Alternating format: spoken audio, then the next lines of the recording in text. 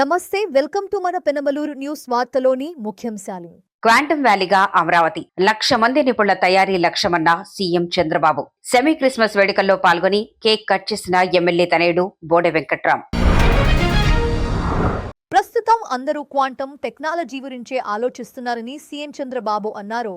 ఆధునిక పరిశోధనల కేంద్రంగా అమరావతి క్వాంటమ్ వ్యాలీ ఉంటుందని చెప్పారు. దేశంలోనే తొలిసారి అతిపెద్ద క్వాంటమ్ విద్యా సదస్సు ద్వారా విద్యార్థుల్లో నైపుణ్య కల్పనకు రాష్ట్ర ప్రభుత్వం శ్రీకారం చుట్టింది. వేలాది టెక్ విద్యార్థులతో ఆన్లైన్లో క్వాంటమ్ టాక్ నిర్వహించిన సందర్భంగా ముఖ్యమంత్రి చంద్రబాబు మాట్లాడారు.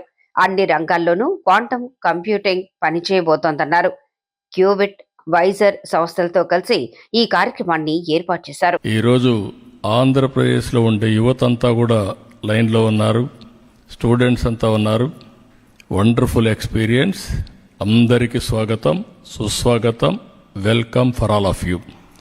Now I wanted to give my vision. 25 years back or 30 years back, I have given my vision for IT. Today I am given for my vision for quantum computing and deep technologies. Now I wanted to give some PowerPoint presentation so that always if you talk, retention or immediate catching, all these things will be less. If you see it is a belief, it will be more effective. That is where I started globally PowerPoint presentations around 1995. Now 30 years are over. Today so many students are here. I wanted to make to realize what is future. If you see here, we are all talking Silicon Valley. Anybody will have any new ideas, will go to Silicon Valley. That is a matured mechanism for mentoring, venture capital and launching the company. That is how everybody is going to Silicon Valley for launching and also their future. Now I am talking Quantum Valley. This is where Silicon Valley to Quantum Valley. Now anybody wanted to launch any knowledge companies or any technologies, they have to come to Amaravati. It is going to happen. That is how we are going to build in future. Next, if you see here, Telugu people, a global success story. We started IT. If you see startup founders, engineering talent, and also executive leadership, Indian origin households in the US report a median household income of around $150,000, nearly double the overall US maiden of about 75,000. Average $75,000 any citizen in America, whereas Indians $150,000. It means knowledge economy, nothing else. Knowledge economy will transform. I am giving all of you 2047 Vikasit Bharat. India will be number 1. Indians globally will be number 1. And also Andhra Pradesh will be a torch bearer, or otherwise will lead the momentum. And also our per capita income is 55 lakhs by 2047. Telugu community all over the world will be number 1. Influential community and also very, very wealthiest wealth creators globally. It is going to happen another 22 years' time. So I wanted to associate with all of you youngsters. దగ్గర 50,000 మంది ఈరోజు ఆన్లైన్లో ఉన్నారు. మీ అందరికి అభినందనలు. నేను ఒక పిలిపిచ్చాను, ఒక చిన్న పిలిపిస్తే 50,000 మంది 48 hours 48 గంటల్లో మీరు ఎన్యూమరేట్ చేసుకున్నారు. న్యూ టెక్నాలజీస్ తీసుకొచ్చే బాధ్యత మాది. అడాప్ట్ చేసుకొని మీ క్యారియర్ బిల్డప్ చేసుకునే బాధ్యత మీది. ఐఎమ్ ఆస్కింగ్ యూ, ఎందుకంటే ఇవన్నీ కూడా నేను చూస్తున్నా. All young brains, adaptability is very high. Leaders ఎవరైతే ఉన్నారో ఇండియాలో ఉండే అకాడమిక్ లీడర్స్ కానీ, పాలసీ మేకర్స్ కానీ, అదే మాదిరిగా ఈ ఎకో సిస్టమ్ క్రియేట్ చేసే మిగిలిన వాళ్ళందరూ ఇంటలెక్చువల్స్ అంతా ముందుకు వస్తే ఇండియాని నెక్స్ట్ లెవెల్ తీసుకునే అవకాశం ఉంటుంది. నాలెడ్జ్ ఎకానమీకి బ్యాక్ బోన్ టెక్నాలజీ. ఆ టెక్నాలజీ మనం అడాప్ట్ చేసుకుని గ్లోబల్ నాలెడ్జ్ అండ్ ఆల్సో మన టెక్నాలజీని నెక్స్ట్ లెవెల్ తీసుకుపోతూ మనం కానీ చేయగలిగితే everything is possible. The way we are, మనం ఆలోచన విధానం ఇంపార్టెంట్. ఆ ఆలోచన విధానాన్ని గుర్తుపెట్టుకోవాల్సిందిగా నేను పిల్లలందరికీ చెప్తున్న, స్టూడెంట్స్ అందరికీ, you are all thinking tomorrow, I am thinking next 20 years. 30 ఏళ్లకు మునుపు ఆలోచించిన విధానం చూస్తే తెలుగు వాళ్ళు ఎక్కడికి పోయినా హైయెస్ట్ పర్ క్యాపిటల్ ఇన్కమ్కి వచ్చారు.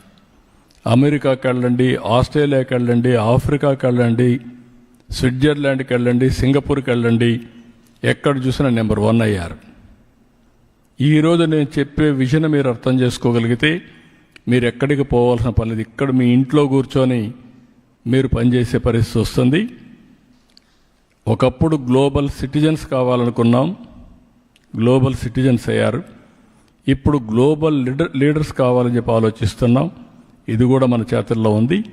దీనికి అందరూ కూడా ఆలోచించాల్సిందిగా మరొక్కసారి కోరుకుంటూ, మీరు స్టూడెంట్స్కి ఒకటే విజ్ఞప్తి చేస్తున్నా, ఈ 5 ఏళ్ళు లేకుంటే 7 years మీరు కష్టపడితే మీ క్యారియర్ మీరు ఏది కోరుకుంటే జరుగుతుంది.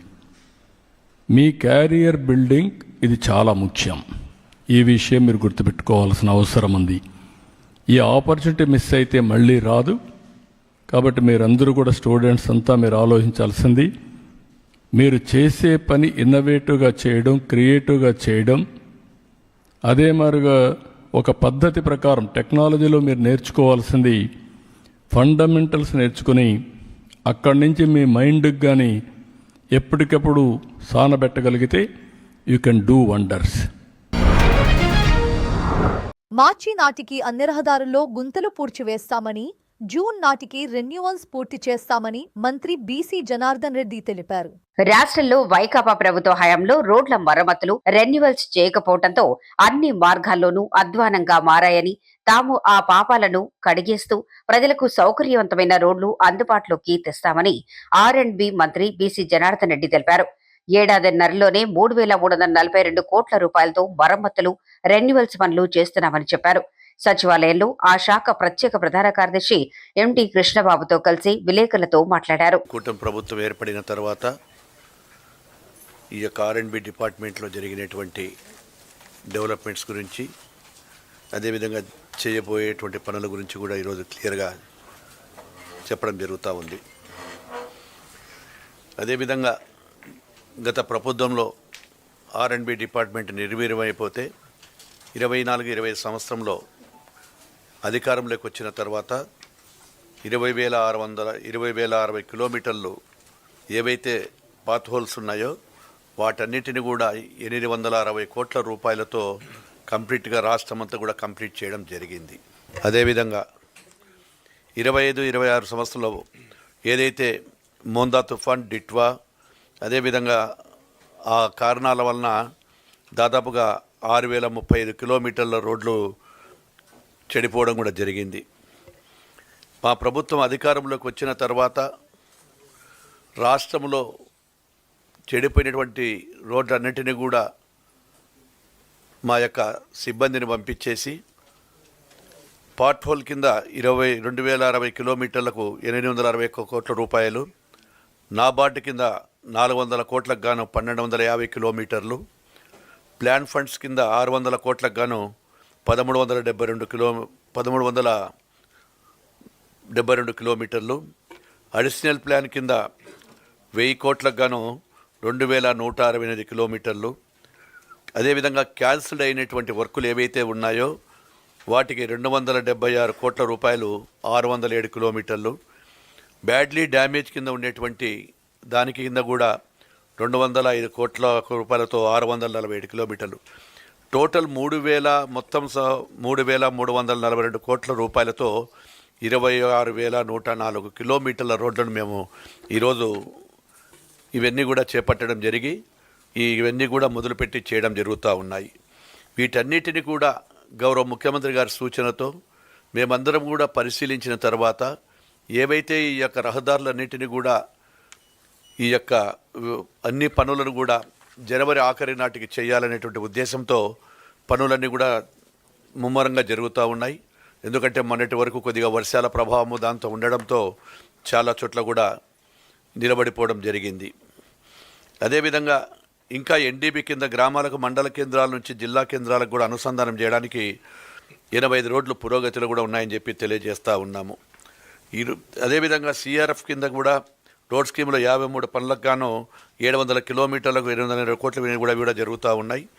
ఏది ఏమైనప్పటికీ గత ప్రభుత్వము చేసినటువంటి పాపాల వలన ఈరోజు అనేకమైనటువంటి ఇబ్బందులు మాకు వచ్చినప్పటికీ రాష్ట్ర చరిత్రలో ఎప్పుడు కూడా ఈ యొక్క 3,000 కోట్ల రూపాయలు మొదటి సంవత్సరంలోనే మేమంతా కూడా శాంక్షన్లు చేయడం అవన్నీ కూడా మొదలుపెట్టి జరుగుతూ ఉందంటే రాష్ట్ర చరిత్రలో R&B డిపార్ట్మెంట్కి కానీ ఈ యొక్క రోడ్లకు ఎంత ప్రాధాన్యత ఇస్తూ ఉందో కూటమి ప్రభుత్వం అర్థం చేసుకోవాలని చెప్పి ప్రజలందరికీ కూడా తెలియజేస్తూ ఉన్నారు. అదేవిధంగా గత 5 ఏళ్లలో రోడ్లకు వైసీపీ 43,000 కోట్ల రూపాయలు ఖర్చు పెట్టిందని చెప్పి గొప్పగా చెప్తా ఉన్నారు. మరి 43,000 కోట్ల రూపాయలు ఖర్చు పెడితే ఈరోజు రాష్ట్రంలో ఈ గుంతలమయం ఎక్కడైందని చెప్పి చెప్తా ఉన్నాను. కేవలం ఒక కరపత్రికను అడ్డం పెట్టుకొని ఈరోజు అనేకమైనటువంటి ఆరోపణలు చేస్తూ ఈరోజు దాటిని కూడా ఈరోజు వారు చేయడం జరిగింది. 5 సంవత్సరాలు ఒక రోడ్డు కాదు కదా, ఏ ఒక్క రోడ్లో కూడా రెన్యూవల్ చేసిన పాపాన పోలేదు. ఎప్పుడైతే ఈ రోడ్లన్నీ కూడా 5 సంవత్సరాలకు ఒక్కసారి రెన్యూవల్ చేయాల్సినటువంటి రోడ్లను చేయకపోవడం వలన ఆ రోడ్లన్నీ కూడా బాగా దెబ్బతినడంలో ఆర్థికంగా కూడా ఈరోజు R&B శాఖ మీద మాకు ఎక్కువ భారం అవుతుందని కూడా చెప్తా ఉన్నాం. టీడీపీ హయాంలో పక్క రాష్ట్రాలు సైతం ఈ యొక్క రాష్ట్రంలో 2019 మనకు అప్పుడు ఏదైతే ఉందో 14 నుంచి 19 వరకు జరిగినటువంటి రోడ్ల అభివృద్ధిని చూసి పక్క రాష్ట్రాలు కూడా వచ్చి ఏ విధంగా చేస్తూ ఉన్నారు, ఈ రాష్ట్రంలో పనులు ఏ విధంగా జరుగుతున్నాయి, ఏ మోడల్లో జరుగుతున్నాయని చెప్పి గత 2014-19 జరిగినటువంటి పనులు ప్రభుత్వం అక్కడ కూడా అందరూ వచ్చి చూడడం జరిగింది. అదేవిధంగా ఏవైతే ఈరోజు మేము ఏ నిర్ణయం తీసుకున్నా ప్రజలకు సౌకర్యవంత రోడ్డు రావాలి, ఇన్ఫ్రాస్ట్రక్చర్ ఎప్పుడైతే బాగుంటుందో ఇన్ఫ్రాస్ట్రక్చర్ బాగున్నప్పుడు పరిశ్రమలు కూడా రావడానికి ఇన్వెస్ట్మెంట్స్ కూడా రావడానికి కూడా అవకాశాలు ఉంటాయని చెప్పి మా గౌరవ ముఖ్యమంత్రి గారు పదే చెప్తా ఉన్నారు. ఎక్కడ కూడా గుంతలు కనపడొద్దు, ఈవెన్ నేషనల్ హైవేస్లో కూడా ఏవైతే ఉన్నాయో వాటన్నిటిని కూడా ఈరోజు దాదాపుగా 80,000 కోట్ల రూపాయల వరకు నేషనల్ హైవేస్ వర్కులు కూడా జరుగుతూ ఉన్నాయి. ఆ వర్కులు కూడా త్వరితగతిన చేయాలని, ఎక్కడైనా కూడా కాంట్రాక్టర్లకు ఏదైనా ఇబ్బందులు ఉన్నా ల్యాండ్ అక్విజేషన్స్ కానీ అక్కడ ఏదైనా విషయాలు ఉంటే కూడా సెక్రటరీ గారు మేము పరిశీలించి ఒక టాస్క్ ఫోర్స్ కూడా పెట్టడం జరిగింది. ఆ టాస్క్ ఫోర్స్లో ల్యాండ్ అక్విజేషన్స్ కానీ అదేవిధంగా ఏదైతే ఈ యొక్క మైనింగ్కి సంబంధించినది కానీ ఫారెస్ట్కి సంబంధించినటువంటి ప్రతి విషయాన్ని కూడా టాస్క్ ఫోర్స్ అనేది ఫస్ట్ టైం పెట్టి ఇక్కడ మేము దాన్ని కూడా పరిశీలిస్తే ఎక్కడెక్కడ కలెక్టర్లకు సంబంధించిన అధికారులకు అందరికీ కూడా మేమందరం కూడా అక్కడ వాళ్ళకి ఇవ్వడం జరుగుతూ ఉంది. ఏదైనా ఈ యొక్క మొట్టమొదటి సంవత్సరంన్నరలోనే 3,000 కోట్ల రూపాయలు బయట పెట్టి చరిత్ర సృష్టించినటువంటి కూటమి ప్రభుత్వం అని కూడా గర్వంగా చెప్పగలుగుతా ఉన్నా. కొత్తగా ఏర్పాటు చేస్తున్న 4 విద్యుత్తు ప్లాంట్లకు ప్రభుత్వం తరపున అవసరమైన స్థలం కేటాయిస్తున్నామన్న మంత్రి నారాయణ. రాష్ట్రంలో ఘన వ్యర్థాల సమస్యకు పరిష్కారం చూపే దిశగా ముందడుగు పడింది. కొత్తగా ఏర్పాటు చేస్తున్న 4 ప్లాంట్లలో ఉత్పత్తి చేసే విద్యుత్ సరఫరాకు విద్యుత్ పంపిణీ సంస్థలతో నిర్వాహకులు అవగాహన ఒప్పందం చేసుకున్నారు. సచివాలయంలో రాష్ట్ర పురపాలక పట్టణాభివృద్ధి శాఖ మంత్రి నారాయణ, ముఖ్య కార్యదర్శి సురేష్ కుమార్ సమక్షంలో డిస్కంల అధికారులు, ప్లాంట్ల నిర్వాహకులు ఒప్పంద పత్రాలు మార్చుకున్నారు. ఈ యొక్క డిపార్ట్మెంట్ చేసే అనేక విధులలో అన్నిటికంటే ముఖ్యమైనది సాలిడ్ వేస్ట్. అంటే ఇళ్లలో నుంచి వచ్చే ప్రతిరోజు వచ్చే వేస్ట్ కావచ్చు, కమర్షియల్ షాప్స్ నుంచి కమర్షియల్ ఏరియా నుంచి వచ్చేది కావచ్చు, స్కూల్స్, హాస్పిటల్స్, హోటల్స్ వచ్చే వేస్ట్ కావచ్చు, ఏదైతే వస్తుందో ఆ సాలిడ్ వేస్ట్ని ప్రతిరోజు దాన్ని యాక్చువల్గా ట్రీట్ చేసి బయటికి పంపించాలి. కానీ గత ప్రభుత్వం చెత్త పనని చెత్త పన్ను ట్యాక్స్ కలెక్ట్ చేసింది. కానీ 85 లక్షల లెగసీ చెత్తని కుప్పలుగా పేర్చేసిపోయింది. 85 లక్షలు. అయితే 2024 గత సంవత్సరం అక్టోబర్ 2వ తేదీ మచిలీపట్నంలో స్వచ్ఛాంధ్ర కార్యక్రమం చేస్తూ ముఖ్యమంత్రి గారు మా డిపార్ట్మెంట్కి ఒక ఆర్డర్ వేశారు. 2025 అక్టోబర్కి 2వ తేదీకి 85 లక్షలు పూర్తి చేయాలని. మా అధికారులు 85 లక్షలు పూర్తి చేయటమే కాకుండా ఆ 85 లక్షలు గ్రౌండ్ లెవెల్, దానికంటే కింద మళ్ళీ ఒక 30 lakhs ఉంది. 85 లక్షలు చేయటమే కాకుండా 93 లక్షలు పూర్తి చేశారు. నిజంగా వాళ్ళందరినీ మళ్ళా మరొకసారి ప్రత్యేకంగా అభినందిస్తున్నాను. ఏదైతే గ్రౌండ్ లెవెల్ కంటే కింద ఉందో దాన్ని కూడా వీలైనంత వరకు జనవరి ఎండింగ్ లేదా ఫిబ్రవరి ఎండింగ్కి పూర్తిగా తొలగించేదానికి చేస్తున్నారు. ఇది బహుశా భారతదేశంలో ఏ రాష్ట్రంలో కూడా ఇలా 100% 123 మున్సిపాలిటీలో లెగసీని చేస్తారు. అయితే ఈ లెగసీ పేరుకోకుండా ఉండటానికి ఏ రోజుకు వచ్చిందో ఆ రోజు డిస్పోజ్ చేయటానికి 2014-19లో ఈ శాఖ నేనే మంత్రిని. ఆ రోజు నేను అమరావతి రాజధాని కోసం అనేక దేశ విదేశాలు స్టడీ చేశా. సింగపూర్ కావచ్చు, మలేషియా కావచ్చు, చైనా కావచ్చు, రష్యా కావచ్చు, జపాన్ కావచ్చు, ఇలా అనేక కంట్రీలు చేస్తే ఆ కంట్రీలంతా ఏంటంటే వేస్ట్ ఎనర్జీ ప్లాంట్స్ ఎస్టాబ్లిష్ చేశారు. అంటే వచ్చిన వేస్ట్ అంతా ఆ ఎనర్జీ ప్లాంట్స్లో చేస్తే దాంట్లో నుంచి యాక్చువల్గా ఎలక్ట్రిసిటీ ప్రొడ్యూస్ అవుతుంది. అలాంటి సిస్టమ్ని ఆ రోజు గౌరవనీయ ముఖ్యమంత్రి గారికి వివరించడం, ముఖ్యమంత్రి గారు వెంటనే ఈ రాష్ట్రంలో 10 ప్లాంట్లు పెట్టమని ఆదేశించారు. 10 ప్లాంట్ని యాక్చువల్గా ముందు తీసుకున్నాం. అందులో 2 ప్లాంట్లు అయితే చాలా అడ్వాన్స్ స్టేజ్లో ఉన్నాయి 2019 ప్రభుత్వం మారేటప్పటికి. గత ప్రభుత్వం ఆ 2 ప్లాంట్లు మాత్రం కంప్లీట్ చేసి మిగతా 8 ప్లాంట్లు క్యాన్సిల్ చేసింది. నిజంగా 8 ప్లాంట్లు పూర్తి అంటే 85 లక్షల చెత్త ఉండేది కాదు. ఈరోజు విశాఖపట్నం ప్లాంట్ తీసుకుంటే రోజు 1400 టన్నులు వేస్ట్ తీసిపోయి ఆ వేస్ట్ ఎనర్జీ ప్లాంట్లు వేస్తున్నారు. అది బర్న్ అయిపోతుంది, దాని నుంచి ఎలక్ట్రిసిటీ ప్రొడ్యూస్ అవుతుంది. గుంటూరులో ఉండే ప్లాంట్లో కూడా రోజు 1400 టన్నులు వేస్తున్నారు. అటు విజయవాడ చెత్త, గుంటూరు చెత్త, పక్కనున్న కొన్ని మున్సిపాలిటీ చెత్త. అది కూడా దాంట్లో ఏంగానే బర్న్ అయిపోయి ఎలక్ట్రిసిటీ ప్రొడ్యూస్ అవుతుంది. ఈ విధంగా ఆ 8 ప్లాంట్ కూడా వచ్చిందంటే ఈ రాష్ట్రంలో వస్తున్న రోజు 7500 టన్నులు, 7000 టన్నులు ఏ రోజుకి ఆ రోజు యాక్చువల్గా బర్న్ అయిపోయేది. కానీ గత ప్రభుత్వం చేయలా. అంటే ఒక అవగాహన లేకుంటే తెలుగుదేశం ప్రభుత్వం మేం చేశాం కాబట్టి చేయకూడదనో ఆ ప్లాంట్లు ఆపారు. అయితే ఈ ప్రభుత్వ రంగానే మళ్ళా ముఖ్యమంత్రి గారు వెంటనే వాటిలన్నింటినీ రివైజ్ చేసి స్టార్ట్ చేయమని ఈరోజు 6 ప్లాంట్ ఇమీడియట్గా స్టార్ట్ చేయమన్నారు. దానికి గాను నెల్లూరు 12 మెగావాట్లు, కాకినాడలో 15 మెగావాట్లు, కడపలో 15 మెగావాట్లు, కర్నూలులో 15 మెగావాట్లు, 4 ప్లాంట్లు అయితే టెండర్ అయిపోయి ఈరోజు ఎవరైతే ఈ జిందాల్ కంపెనీ, ఆంటోనీ లా 2 కంపెనీలు ఈరోజు ఎలక్ట్రిసిటీ డిపార్ట్మెంట్తో ఎంఓయూ చేసుకున్నారు. అంటే వాళ్ళు ప్రొడ్యూస్ చేసే ఎలక్ట్రిసిటీని ఎలక్ట్రిసిటీ డిపార్ట్మెంట్ వాళ్ళు పర్చేజ్ చేసే విధంగా. గుంటూరు ప్లాంట్ యొక్క ఏదైతే ఉందో 1400 టన్నులు, గుంటూరులో దాదాపు గుంటూరు, విజయవాడ, అదేవిధంగా మచిలీపట్నం, బందర్ అంతా తీసుకుంటే 2400 పైన వస్తుంది. అందుకని మరొక ప్లాంట్ విజయవాడలో పెట్టమని ముఖ్యమంత్రి గారు ఆదేశించారు. విజయవాడలో ప్లాంట్ వస్తే విజయవాడ, అటు ఉయ్యూరు, మచిలీపట్నం, గుడివాడ అక్కడి నుంచి వచ్చేదంతా ఆ ప్లాంట్కి వస్తుంది. అప్పుడు గుంటూరు ప్లాంట్కి వచ్చేళ్ళకే బాపట్ల కావచ్చు, తెనాలి కావచ్చు, ఒంగోలు వరకు వచ్చేదంతా వస్తుంది. అదేవిధంగా నెల్లూరులో వచ్చే ప్లాంట్కి అయితే నెల్లూరు, ఆ సరౌండింగ్స్లో ఉండే మున్సిపాలిటీసు. కర్నూలులో వచ్చేదైతే కర్నూలు, కడప, అనంతపురం 3 మున్సిపాలిటీసు, సరౌండింగ్స్లో ఉన్న మున్సిపాలిటీస్లో వచ్చేదంతాను. కాకినాడ అయితే కాకినాడ, రాజమండ్రి, సరౌండింగ్ మున్సిపాలిటీస్. ఈ విధంగా రోజు వచ్చే 7500 టన్నులలో 7000 టన్నులు ఈ ప్లాంట్లకు పోతుంది. ఈ ప్లాంట్లకు పోతే కేవలం 500 ఉంటుంది. 500 డిఫరెంట్ ప్రాసెస్ కంప్లీట్ చేయడం. ఇదంతా ఎందుకు చెప్తున్నానంటే 2014-19లో చైనాలో 365 ప్లాంట్లు ఉన్నాయి వేస్ట్ ఎనర్జీ. వాటిలో కొన్నిటి ఎలక్ట్రిసిటీ ప్రొడ్యూస్ చేసేవాళ్ళు, కొన్నిటి బర్న్ చేసేవాళ్ళు. ఈరోజు 1000 ప్లాంట్లు ఉన్నాయి. అమరావతి ఎన్టీఆర్ భవన్ రాష్ట్ర తెలుగుదేశం పార్టీ కార్యాలయంలో లిడ్ క్యాబ్ చైర్మన్ పెళ్లి మాణిక్యరావు విలేకరులతో సమావేశం నిర్వహించారు. ఈ సందర్భంగా మాట్లాడుతూ, మీ పిల్లల్ని చక్కగా విదేశాల్లో చదివిస్తున్నారు, మరి మా దళిత బిడ్డలు ఏం పాపం చేశారు జగన్? వాళ్ల చేతుల్లో కత్తులు పెట్టి రప్పారప్పా అని రెచ్చగొట్టి కేసులు పెట్టించి జైల్లో పెట్టిస్తున్నావు అని ప్రశ్నించారు.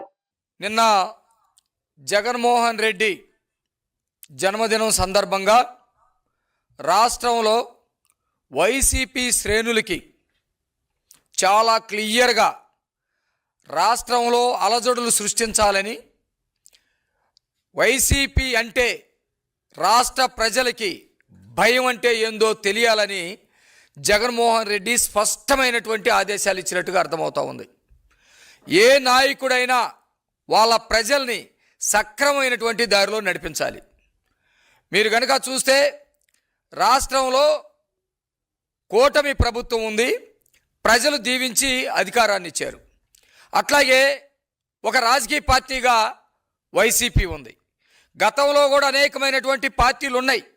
ఎన్నికల సందర్భంగా ఎన్నికల్లో రకరకాల ఎత్తుగడలతోటి ముందుకెళ్తారు. ప్రజలు ఆశించి ఒకరిని అధికారంలో కూర్చోబెడతారు. అధికారంలో కూర్చున్నటువంటి వాళ్ళు ప్రజలకి మేలు జరిగే విధంగా పరిపాలన చేయాలి. ప్రతిపక్షంలో ఉన్నటువంటి వాళ్ళు వాళ్ళ తప్పులు వాళ్ళు తెలుసుకొని ప్రజలకి దగ్గరయ్యేటువంటి పనులు చేయాలి. దౌర్భాగ్యం ఏంటంటే ఆంధ్రప్రదేశ్లో జగన్మోహన్ రెడ్డి వచ్చిన తర్వాత పరిపాలనలో ఉన్నప్పుడు అరాచకాలే చేశాడు. ఇప్పుడు పరిపాలన కోల్పోయిన తర్వాత కూడా ఏమాత్రం బుద్ధి తెచ్చుకోకుండా అరాచకాలు సృష్టిస్తూ ఉన్నాడు, అరాచకాలకి ప్రేరేపిస్తూ ఉన్నాడు.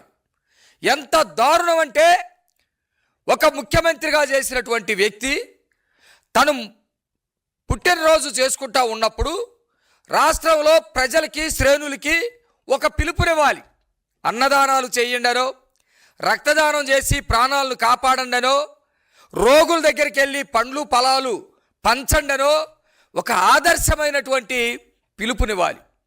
కానీ జగన్మోహన్ రెడ్డి ఎలాంటి దారుణమైనటువంటి పిలుపునిచ్చాడంటే, రాష్ట్రం మొత్తాన్ని కూడా భయభ్రాంతులు గురి చేయాలి. మనం అధికారంలోకి వస్తానే ఈ తెలుగుదేశం, జనసేన, బీజేపీ మనకి ఓట్లైనటువంటి ప్రజల మొత్తాన్ని కూడా నరికి పడేస్తామన్నట్టుగా ఒక సందేశాన్ని పంపించాలనే విధంగా చేసినట్టుగా కనపడతా ఉంది. మీరు చూడండి జగన్మోహన్ రెడ్డి పుట్టినరోజు సందర్భంగా ఏం జరిగిందో.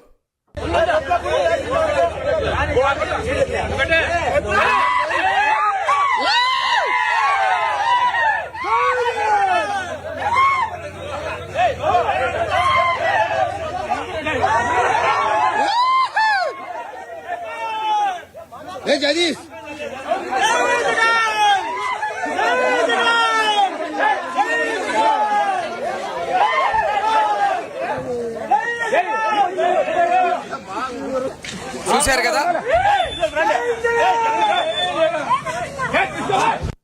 చూశారు కదా, ఇది ఒక్క చోట కాదు, ఆంధ్రప్రదేశ్లో అనేకమైనటువంటి చోట్ల మోగ జంతువుని రోడ్డు మీదకు తీసుకొచ్చి తలవారు కత్తులు తీసుకొని ఒక్క దెబ్బతోటి తలా మొండెం ఏరేటట్టు చేసి ఒక వికృతంగా ఆ రక్తాన్ని ఒక పిశాచికి గనక మనం అందించాలి, ఒక రాక్షసుడు గనక రక్తదాహం తీర్చాలి, అప్పుడు ఆ రాక్షసుడు మనందరికీ ఏదో అండగా ఉంటాడనే పద్ధతిలో చేతుల్లోకి రక్తం తీసుకొని జగన్కి రక్తార్పణం చేసి జై జగన్ జై జగన్ అని అరుస్తూ ఉన్నారు. అక్కడ జగన్మోహన్ రెడ్డి మా పిల్లలకి చదువులు లేకుండా చేతుల్లో తలవార్లు పెడతా ఉన్నాడు. ఇక్కడ చంద్రబాబు నాయుడు గారు దాదాపు 16,000 మంది డిఎస్సి ద్వారా ఉద్యోగాలు ఇచ్చారు. అక్కడ గొర్రెలు తీసుకొచ్చి మా పిల్లల చేత నరికిస్తూ ఉన్నాడు. ఇక్కడ మా లోకేష్ గారు కానిస్టేబుల్ ఉద్యోగాలు ఇచ్చి మా పిల్లల్ని ఉద్యోగస్తులు చేస్తూ ఉన్నారు. అక్కడ జగన్మోహన్ రెడ్డి మా పిల్లల చేత బ్యానర్లు కట్టించి ఎవడొస్తాడో రండిరా, నరికేస్తాం, చంపేస్తాం, అవసరమైతే మేము చచ్చిపోతాం అని చెప్పేసి మాట్లాడిస్తూ ఉన్నారు. ఇక్కడ కూటమి నాయకులు పిల్లల భవిష్యత్తు కోసం బ్రహ్మాండమైనటువంటి విద్యను తీసుకొస్తా ఉన్నారు, విద్యా వ్యవస్థలో మార్పు చేస్తూ ఉన్నారు. రాష్ట్ర ప్రజలందరూ కూడా గమనించాలి, జగన్మోహన్ రెడ్డి రక్తదాహం ఏ స్థాయిలో ఉందో రాష్ట్ర ప్రజలందరూ కూడా గమనించాలి. చాలా ఆవేదన కలుగుతూ ఉంది. సెమీ క్రిస్మస్ వేడుకల్లో పాల్గొని కేక్ కట్ చేసిన ఎమ్మెల్యే తనయుడు బోడే వెంకట్రామ్. పెనమలూరు నియోజకవర్గం కంకిపాడు మండలం కంకిపాడులోని 3 సింహాల సెంటర్లు సర్పంచ్ బాకి రమణ దంపతులు, ఉప సర్పంచ్ రాచూరి చిరంజీవి ఆధ్వర్యంలో ఏర్పాటు చేసిన సెమీ క్రిస్మస్ వేడుకల్లో ముఖ్య అతిథిగా పెనమలూరు శాసనసభ్యులు బోడే ప్రసాద్ తనేడు, యువ నాయకుడు బోడే వెంకట్రామ్ పాల్గొని కేక్ కటింగ్ చేసి సెమీ క్రిస్మస్ శుభాకాంక్షలు తెలియజేశారు. ఈ సందర్భంగా బోడే వెంకట్రామ్ మాట్లాడుతూ, నేటి యువత క్రీస్తు చూపిన మార్గంలో నడుస్తూ చెడు వ్యసనాలకు దూరంగా ఉండాలని సూచించారు. ఈ కార్యక్రమంలో మొయ్యూరు మార్కెట్ యార్డ్ చైర్మన్ కొండా ప్రవీణ్, టీడీపీ సీనియర్ నాయకులు తుమ్మలపల్లి హరికృష్ణ, టీడీపీ నాయకులు చిట్టూరి నాగేశ్వరరావు, కొండా నాగేశ్వరరావు, పోలి శ్రీనివాసరావు, జయ, నన్న, రమేష్, రాజు, చిట్టూరి కోటయ్య తదితరులు పాల్గొన్నారు. వార్తలు ముగించే ముందు ముఖ్యాంశాలు మరోసారి. క్వాంటమ్ వ్యాలీగా అమరావతి, 1,00,000 మంది నిపుణుల తయారీ లక్ష్యమన్న సీఎం చంద్రబాబు. సెమీ క్రిస్మస్ వేడుకల్లో పాల్గొని కేక్ కట్ చేసిన ఎమ్మెల్యే తనయుడు బోడే వెంకట్రామ్. వార్తలు ఇంతటితో సమాప్తం. తిరిగి మరల తర్వాత ముఖ్యాంశాల్లో కలుద్దాం. అంతవరకు చూస్తూనే ఉండండి మన పెనుమలూరు న్యూస్.